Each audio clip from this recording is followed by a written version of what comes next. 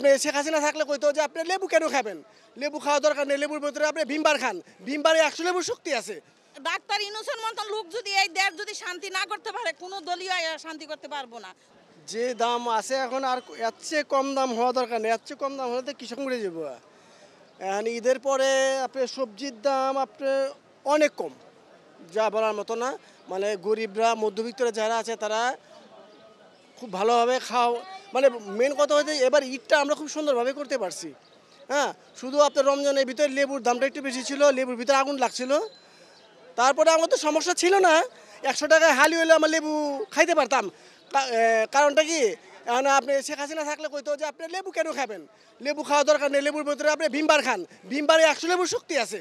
হ্যাঁ, সমস্যা ছিল না। আমরা আমরা আমরা ওনার রেসিপিতে আমরা আর কি বলুন, মানে আমরা আছি, ভালো আছি। ডাক্তার ইউনূসকে ধন্যবাদ, ডাক্তার ইউনূসকে আপনার আমার অন্তঃস্থল থেকে ধন্যবাদ।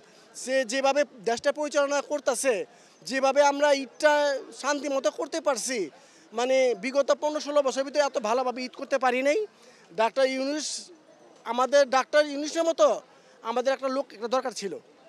হ্যাঁ, আমরা একটা রত্ন পাইছি। এখানে যে যাই বলুক যে ডাক্তার ইউনূস এটা, ডাক্তার ইউনূস ওইটা, ডাক্তার ইউনূস খারাপ না, ডাক্তার ইউনূস খারাপ না, ডাক্তার ইউনূস ভালো। আমরা জনগণ খারাপ, আমরা ভালো না।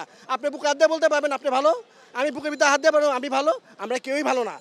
আগে দেশটা যদি সুন্দর করতে চাই আমাদের ভালো হইতে হইব।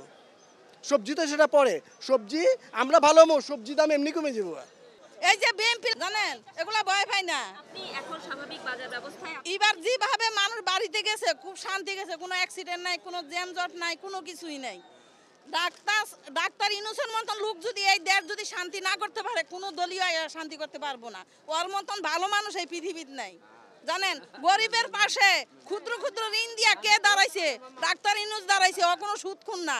ও যদি না দাঁড়াইতো আমরা ভাঙা করে থাকতে হইতো।